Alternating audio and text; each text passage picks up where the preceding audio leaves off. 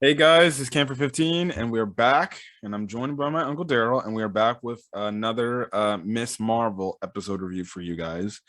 And this episode was really good. It definitely got me intrigued and everything where the story could be going, not to from the standpoint that I wasn't intrigued with this show, but this episode really threw out, just the bits and pieces of like, okay, this now the story's picking up, what's going on here and everything. So this episode kind of has a mellow part and then it starts to pick up near the tail end of the episode. So pretty much the first half of the episode is kind of just, Kamala just dealing with what happened in the last episode. Now we see her, I forgot the girl's name, her bully or whatever. She actually gets I guess you can say gets caught by the police, and it's the same police officer from Spider-Man No Way Home who was doing the interrogation and pretty much, broke it into Ned, like, oh, how did you get all this stuff and everything? And he does the same thing to this girl and everything. And to the point, he's like, so what's her name and stuff like that. And she's like, well, it's Nightlight or something like that. That's what she also tells like this group of kids who ask her, like, oh, you got saved by this person and everything. And everything again. I know I'm throwing a lot of Spider-Man, home references, but again, when I watch other people's reviews, people said kind of compared the whole Nightlight thing to the Night Monkey thing from Far From Home, in terms of secret identity, because they don't know who they are truly. Right. So yeah, that was kind of the thing. Again, that actor who plays that cop, hilarious, just from the standpoint what he does to get these people to talk. But that's kind of the police's objective, finding Kamala and who she is. So I guess you can say they're kind of like so far antagonists right now. But I don't really exactly know what their role is now. There's this other cop, this girl cop we haven't seen before that gets in the picture, and I'm guessing is the main person that's going to be hunting down Kamala to find out who she is and stuff like that. But we'll talk about that at the end of the episode. But yeah, it's kind of the whole thing. Kamala's kind of trying, like, I guess you could say she's feeling herself and everything, like, because she did a heroic thing and stuff like that. And this time she also ends up going to a party that her bully's throwing. And that's when I'm guessing we're getting introduced to this character that is, well, named after me, but just kind of, I guess you can say, worded in a different way, which is called Cameron or something like that. Yeah, he was pretty interesting. Yeah. Moment Kamala sees him, has a huge old typical crush, high school girl crush on him. Schoolgirl, she saw the pearly gates and the the stars and the thud and the bluster of this handsome dude. And so yeah, she was kind of falling pretty hard when she first saw him. So, but me, that was typical. Yeah. The first, oh man, I was like 30 minutes. And again, we talked about this with the first episode. It was pretty interesting about Kamala and her going through her adolescence. You kind of referred to it, that you can kind of understand what she's going through. Well, I mean, my goodness, I'm almost 60, man. I'm just like, dude, no, let's just get to the nitty gritty. Let's find out who the bad guy is. Let's just get right into the story. So this is another one of her little growing pains that she has to deal with. Now that she's got these superpowers, here comes the handsome guy. Just mysteriously, I'm going to say, all of a sudden just takes a liking to her. And I found that to be pretty weird. And then later on, I got confirmation of just, he's just not there just because he likes Kamala. Yeah. Yeah. The party ends up being pretty much trash because the cops there, so they get away and everything. Which again, another moment I can relate to, not in the way where I guess a party had to be stopped because of the cops, but I went to a party that was supposed to be a little small get together, but evolved into a party. And the cops pretty much said just to keep it down when they showed up, but it is what it Right. is. Yeah. And stuff like that. So they get out of there. Pretty much the thing is when they leave, because they get stopped off at Bruno's place pretty much. And Cameron is pretty much like, hey, I can take you out for driving so you can practice and everything. And Kamala's down to do it, and stuff like that. And we see eventually, like throughout the episode, as she's walking up to go drive with him, Bruno's kind of wanting to tell Kamala something, and we've actually found out with Bruno, he actually got accepted to go to Caltech. And his whole thing is he's kind of doesn't know what he wants to do because he wants to stay probably in New Jersey or in Jersey to kind of stay with Kamala and hang out and enjoy summer with her and everything, because you can pretty much obviously tell that he likes her, because he ends up actually showing jealousy traits because obviously it's the whole thing of that, oh, she's looking at another guy, and he kind of feels like, oh, but I've been your friend for your entire life, yada yada yada, you just see this guy, now I'm just nothing to you pretty much. And he wants to say, like, he probably just wants to talk to her, like, do you think it's a good idea if I go to California and do this? So again, setting up his whole tech angle thing of the whole standpoint that he'll more than likely be her tech guy. Correct. I want to be able to help you. I want, I can do all of these wonderful things. So if you tell me to stay, I'll stay. Instead of just simply saying, hey, hey girl, I've been having these amazing feelings for you for a long time. Instead of just, coming with the real, he appeals to what she is going to be. I mean, he feels she's going to be this great superstar, and they just started out. They do some training and things that they try to get her to understand what her powers are. Oh yeah, that's right. They do a training montage in this episode. They do a training montage in which, she starts to kind of get to understand, what she can do with this bracelet. But but she didn't fall for it, but again, it's still early, and still trying to figure out the angle with not just Bruno, but Cameron and Mama. Mama is still an issue. So it's but towards the end of the story, you kind of like get, oh yeah, now we're about to start getting into the nitty gritty of what's really going on. Yeah. And I know there was one scene that she goes to her friends to this, which is the Pakistani version of their church service and everything. Right. Now, I did like that. I did like the cultural aspect of Kamala and her best friend, who's like a sister to her. I really did like how Disney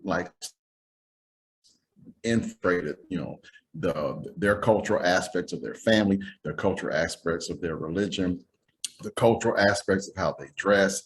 And I thought it was a really fresh take to give, hey, this girl is, she's her everything that she is deep rooted in family, and deep rooted in their faith, is just deep rooted in her friendship.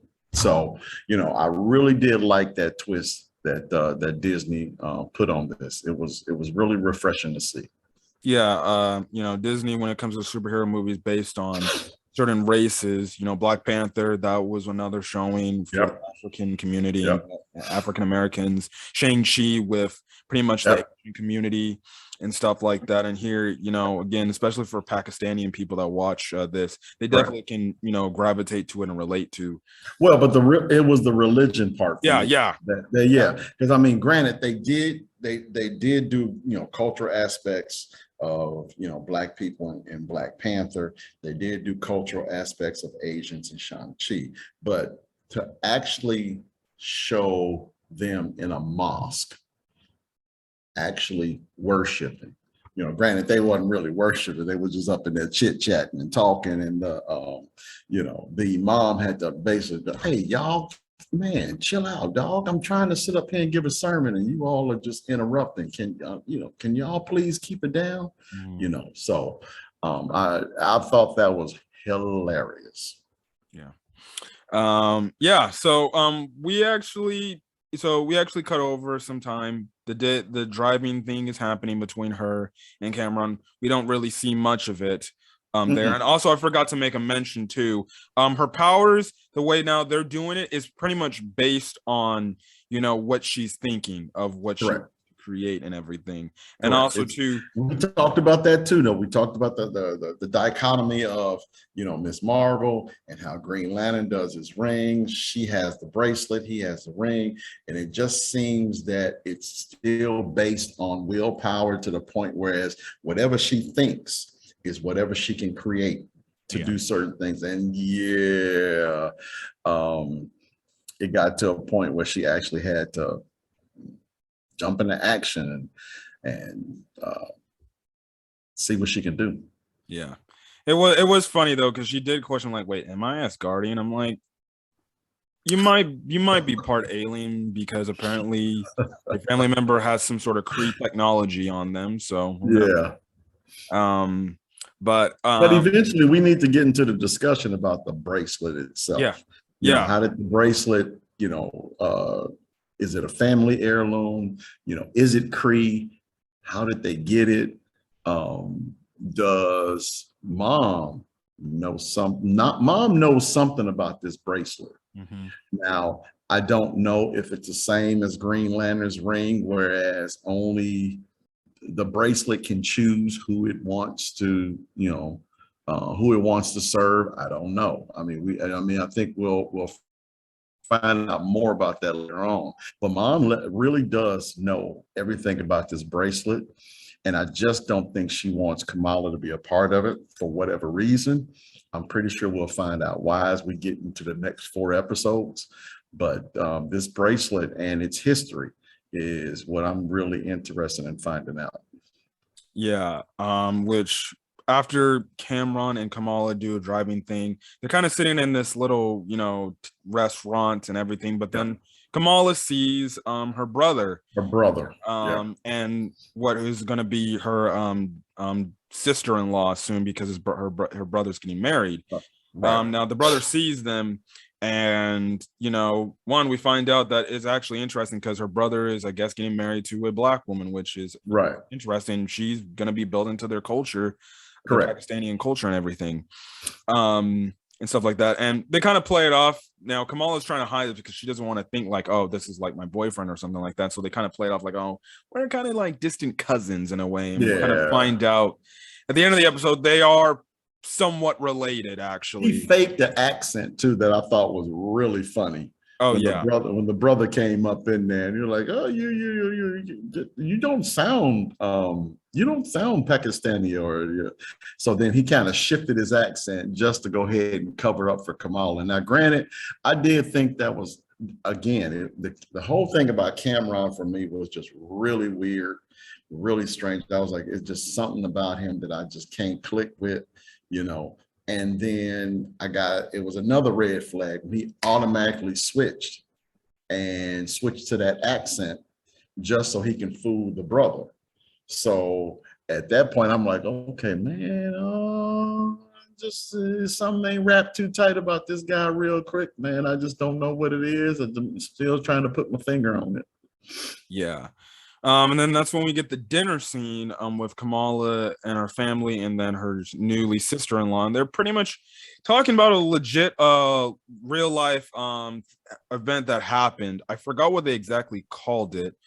But that's pretty much the whole thing, how it split India and Pakistan, pretty much from when I did my whole research. And they were discussing that and how they tie the whole element of Kamala's grandmother is the fact that, and why her mom's kind of very serious about this, because they make a lot of references like her mom had to do pretty much everything to get to America because she had to put this insane past and everything that kind of was, I guess you can say, a negative part on their family's name and everything. And they were really like talked down about it, and it was just about like all of a sudden like her grandma or something like that, you know, that missed this train, but all of a sudden she ended up getting back on there a few minutes later, and they're saying it's like she was like writing the stars or something like that. And when you look at the platforms, which I'm guessing the thing is she had the band, she used the platform trick and to get back onto the train in the nick of time. And people probably saw that. Because of it, things ensued and issues happened. There must have been some sort of argument going on.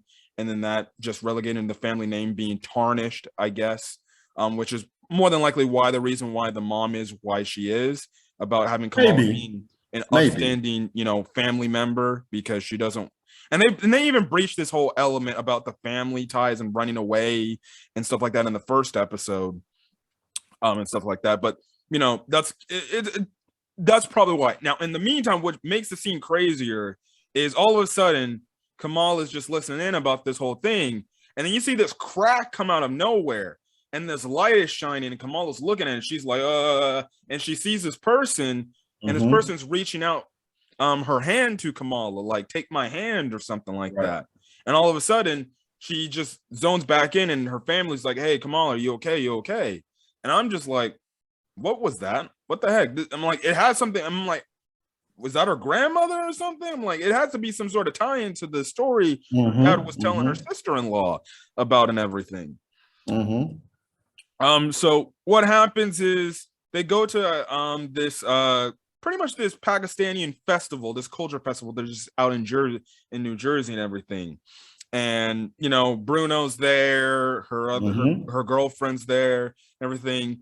The days pass, the days passing. It gets nighttime. You see this kid, don't know why he was up on a bell tower or whatever. And he's leaning over the window. I mean, the scene was just so obvious as far as what was going to happen. I mean, he's taking selfies, leaning out of the window. I'm like, just okay, all right, let's go ahead and say the kid is gonna fall. Yeah, he's gonna fall, and she's just gonna have to just jump into action and save him. Yeah. Now, I thought it was, well, I mean, it's amazing she had time to dress up. Why this kid he's hanging on what look, you know, he's hanging on a curtain or a flagpole or something, like he's hanging on something. And she had the time to actually get dressed to go save him. So she does climb up on the adjacent building, and she just remembered her training as far as what her and Bruno went through just to make sure that she can actually do that. So she did flip out these floating little light thingies, and she stepped all over them, and she wound up saving them, but you know, at risk of her, at a very big risk, because I mean, they wound up falling. And then that's when, you know, our cop buddy comes in, and he tries to, and they start chasing her down. So it seemed like, I mean, but it was a lot of cops just for this brand new hero slash, you know, they really didn't know what she was, but I thought it was a lot of too much attention paid to this brand new hero that they knew nothing about. Yeah. So you know, but you know, Cameron comes in, saves the day, and then they drive off. And then, but the part that I was really, that this woman is in the back seat, and now I don't know who she is. We can all speculate as far as who she is now, but we can also say that she could be a Marvel. We don't know. Could be grandmama. We don't know. Could be a relative of Kamala in some form or fashion. We do not know. But all I know is they went through a lot of lengths to save her from the police. Yeah, and that's how the kid fell again, because she had the vision of that same woman reaching out to her. That's right. She had the vision. That's correct. That's correct. It made her lose consciousness. Kid falls. almost, at least she managed to put a portal where at least he falls somewhat safely on the car. Right, but I think he broke his leg or something, or Yeah. something. He hurt his ankle. I mean, he did get hurt. His Yeah. life was saved, but yeah, he did get hurt because he fell on top of a car. Yeah, and then another interesting, tidbit that these cops had, they had the same drones that was in Spider-Man Far From That's Home. right. They sure did. They what did they oh Tony Stark's drones that he Tony entrusted Stark's to. drones run But then, by the glasses. Yeah. yeah. But Yeah. then obviously, How did they get that though? after Far From Home and his identity was revealed, they pretty much took everything Tony Stark related away from Peter. Ah, okay. That's what happened. Damage Control just took it, and now they're in possession of it. And the cop, for whatever, I mean, he he belonged to this, he was with this, he wasn't a cop. He belonged to a government organization. Damage Control. Yeah, Damage Control, but he wasn't Damage Control in Spider-Man, right? I think he was like half cop, half Damage Control. Right. I think he was like, I don't think he was like much. a full-fledged G-man. But this one, yeah, he was full-fledged, and he's got an axe to grind. So so it's gonna be pretty interesting moving forward how he comes in. But right now, like I said, Kamala's in the car with Cameron and this mysterious woman in the back seat. And she looks really happy to see Kamala. Kamala looks like, wondering, hey man, what's going on, man? So I'm still, it really picked up really good towards the end. So it's gonna be pretty interesting how they focus it. I still want to find out who the main antagonist is. Usually episode 3, maybe 4 or 5. That's when they reveal it typically. Yeah, when you really reveal who the main antagonist is. I mean, in this particular case, we just don't know. It could be Cameron. It could be, the lady in the back seat. They probably just know something about the bracelet and they want it. Yeah. You never know. So we will see. Yeah, and I think even Cameron at the end of the episode specified that woman in the back was his mother. And if was his mother, right? Yeah. Was his mother. And if now was he telling the truth? Yeah. How does that relate to Kamala? Yeah, and if this is apparently Kamala's grandmother or some relative of hers, then makes her Kamala and Cameron related. And then I guess I watched a review. They said that Cameron typically is kind of like an on and off villain for Kamala and stuff like that. So we'll see. I know that's one of the ongoing potential reasons why people think these two could potentially be maybe the villains of the show or something like that. We'll see as it happens. But yeah, this woman has something to do with the brand, the bracelet and everything. But we'll see. And the thing is, probably, the plan could very well be, let's get Kamala to trust us. So when she trusts us, we can go ahead and stab her in the back, take the bracelet. Yeah. So yeah, that'll be the thing that's gonna be going on, I guess. And yeah, but this was a really good episode. Definitely intrigued to see where the story's gonna go now. But from this point on, we only got 3 more episodes left, and then 4 more episodes. No, 4 more. We got 1 more of what. Oh yeah, Obi-Wan. Man.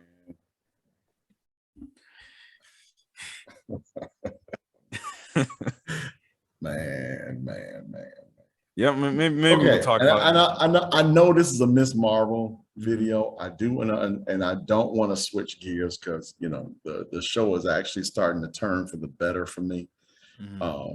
But Obi-Wan Kenobi so far has been the only Disney Plus show that just hits you in the mouth from episode 1 all the way through. Only one. The other one seemed to, start off really slow, but Obi-Wan Kenobi is just every episode, bam, bam, bam. It's just one thing after another. So Yeah, maybe we'll talk about the entire show after next. Maybe we should talk about it after that one. After that show, we got to do that one. Okay. We got to. I guess I'll put that down in the schedule. Yeah, put it on the schedule, man. I mean, we don't have basketball, we don't have football. So I mean, we won't have She-Hulk until August. Yeah.